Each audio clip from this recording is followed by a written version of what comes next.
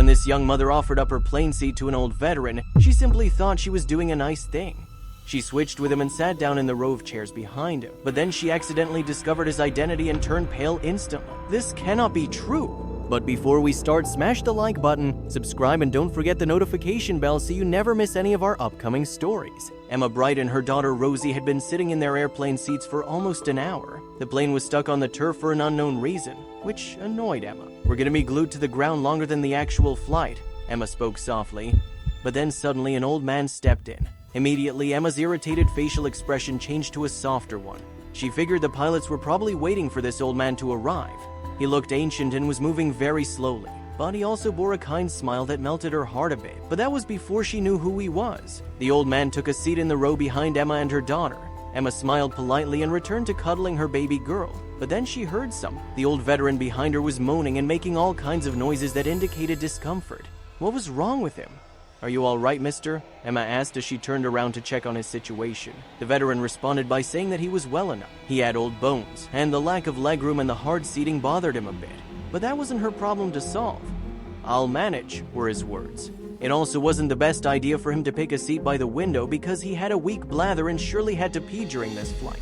But again, he stated that this wasn't her problem. But after the old man stopped talking, Emma did something beyond friendly. She and her daughter had a seat in the front row of the plane, so no row of passengers were seated in front of them. They had legroom for days, which was nice, but she figured the old man needed it more. That's why Emma picked up her baby girl and offered to trade places. The veteran was shocked by her suggestion and was hesitant to accept, but Emma insisted. She already stood at his row, urging the man to get more comfortable in her old spot. The veteran thanked Emma kindly, but she said that there was no need, not knowing that her biggest gift was yet to come. While switching places, Emma read the lettering on the man's hat. According to the inscription, he served in not just one but 2 wars, a true hero.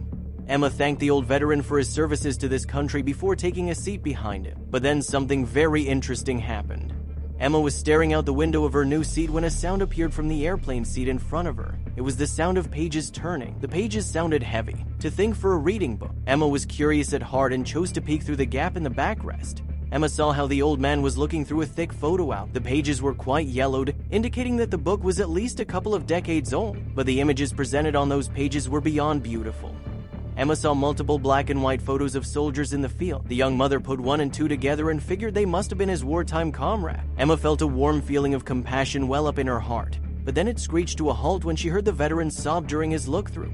"Are you okay?" Emma asked. The man ensured that he was fine and continued his look-through. That was until he stopped at a very specific page. This choice made Emma turn pale instantly. The curious mother was still secretly watching along and admiring the man's album. And then she saw the picture that changed everything. Emma gasped for air out of pure shock and held a hand before her mouth to avoid further sounds. The young mother became too restless to stay seated in her new chair, so she walked to the row where the veteran was. She tapped the shoulder of the sleeping woman who sat beside him. "I'm sorry, miss. Is it all right if we switch seats? I really need to talk to this man." The woman looked at Emma's empty seat by the window and agreed. She planned on sleeping the entire flight anyway, so she didn't care. Emma was glad that she agreed and sat down next to the veteran. The veteran was confused about Emma's choice to switch back seats again, and it didn't help that the restless mother looked at him with large googly eyes. "Can I help you, miss?" he asked as he scanned Emma's bewildered face. Emma replied by asking about the book he held. "What is this book, sir?" The man wasn't secretive about his album, so he ruffled through some pages and showed Emma the book's content. "I fought in 2 large wars for my country. The first was in 1945, when we invaded Normandy during World War II, and the second war I served was in Korea. These are pictures of those times." The man continued by telling Emma detailed stories of those times. He spoke of the battles and told Emma about his fellow soldiers, whom he viewed as his closest friends for most of his life. War creates an unbreakable bond, you know. Emma sat there quietly and listened. But that was not all, because with every page he turned in his book, Emma's eyes widened a bit more. The old veteran thought that it was because she found his stories fascinating, and that was partially true, but the real reason was because he got closer to that specific page again.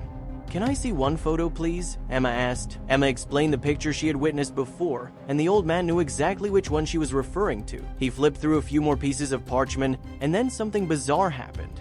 The picture was revealed, and Emma immediately started crying softly, even hugging the old man for some reason. She wiped away a few tears and asked the veteran to tell her about the picture, which the man gladly did. During the rest of the flight, the veteran shared intimate stories about the men in that specific photo. As with every detail revealed, Emma's expression became more emotional. What was going on? After about an hour, the airplane landed, and the veteran thought that their lovely time together was over. But Emma had other plans. She asked the old man to follow her into the airport's arrival hall. There was something she needed to show him. "Please trust me."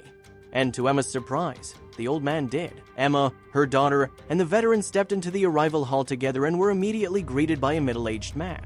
Emma ran to him, stating that he was her father. He had come to pick her up. "Just one moment, please," Emma said to the veteran before whispering something in her father's ear. The moment Emma did this, her father had the same emotional reaction as she did on the plane. Tears filled the man's eyes as he asked the veteran about his business in their city. The veteran explained that he was asked to give a college hearing tomorrow about his experience in war. "That's why I brought my photo album, and that's why I wore my veteran's hat." Both father and daughter nodded and asked the veteran if he had a few hours to spare. They had something important they wanted to show him. "What is it?" The veteran replied, but according to Emma, it was a surprise. The veteran was hesitant. Yes, he had time to kill, but following a relative stranger to an unknown destination was not something he had planned for prior to his flight. The veteran scanned Emma's face again and saw a careful smile as she wiped away another tear. There was something trustworthy about her, and in the end it was that trustworthy face, combined with her interest in his life, which made the veteran agree to come with them. They stepped into Emma's father's car together.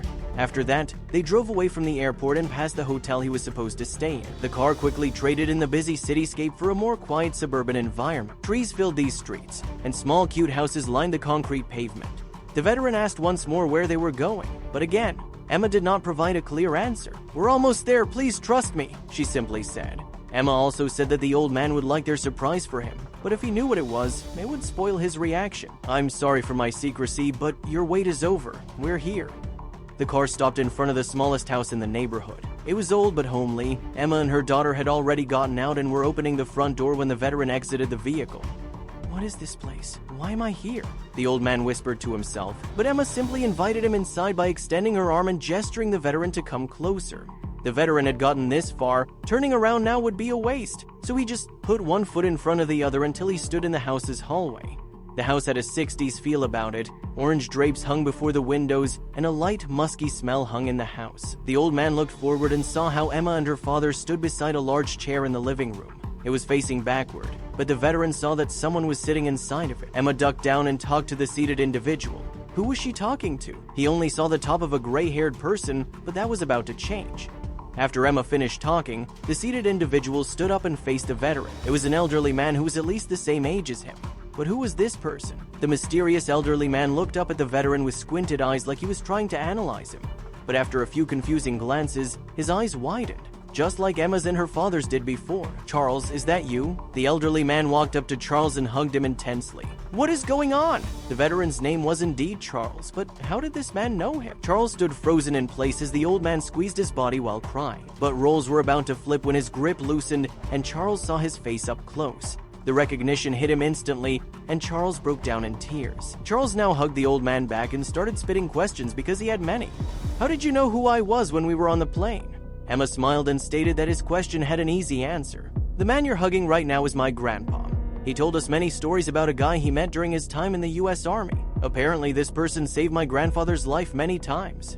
"And that man is you, Charles. You were my grandfather's best friend during his time in the Army. And according to my dear granddad, he would not have been alive today without you. And by that extent, nor would my father, myself, or my daughter have been," Emma said in an emotional tone.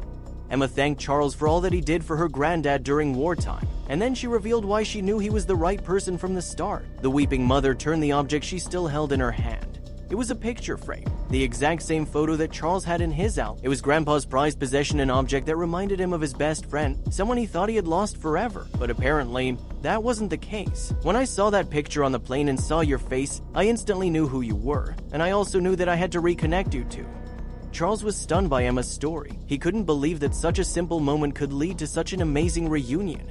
He thanked Emma from the bottom of his heart and promised to repay her sometime, somehow. But Emma didn't need any repayment. "You have already done enough," she said. Charles nodded and placed his photo album flat on the table. He ruffled through it and revealed that page that had the photo of the two of them together. "Do you remember that day, William?" Charles spoke to his long-lost friend. The 93-year-old William nodded as his hand caressed the photo. Charles took over the conversation at that point and stated that the two of them were indeed best friends during wartime. They had each other's back, and Charles also confirmed that he saved Emma's clumsy grandpa multiple times in the heat of battle. But during their last mission, something went wrong. A minefield lay between them and their enemy, and Charles watched how William crossed it bravely with other troops. But right before he reached the very end, a massive explosion occurred. Charles never saw his friend again after that moment, and he believed that William was blown to bits on that day. In wartime, it is always bad news when a soldier goes missing, and when you don't hear from them again afterward, it can only mean one thing. A silent soldier is a dead one, Charles stated. But apparently that wasn't the case. How the hell did you survive that explosion? Charles asked his old friend. Emma's grandpa stated that the entire battle moment felt like a blur. He remembered crossing that damn field and almost reaching the other side unscathed. But then one of the soldiers who ran beside him stepped on a mine, which caused the explosion. The next thing I remembered is waking up in a field hospital. Emma's grandfather wasn't directly hit by the blast, even though it looked like that from afar. Charles nodded, saying that he thought he lost his friend that day. However, the debris caused by the explosion did contact William. He arrived at the hospital with scrap metal in his leg and was deemed unfit for combat. I was sent home after that and never returned to war again. Once my commanding officer told me that we lost the battle that day and stated that the entire battalion was wiped out, I thought I lost you too, William said to his rekindled friend Charles. But apparently, none of it was true. The two friends hugged each other once more and instantly felt a rekindled bond. They were old men now, with an entire life's worth of stories that needed to be caught up. So, the two veterans spent the rest of the day talking, smiling, and reminiscing about the good old days.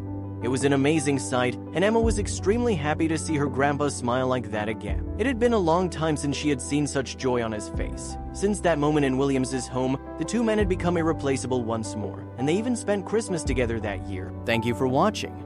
If you like this story, don't forget to hit the like button, subscription, and ring the notification bell so you never miss our upcoming story.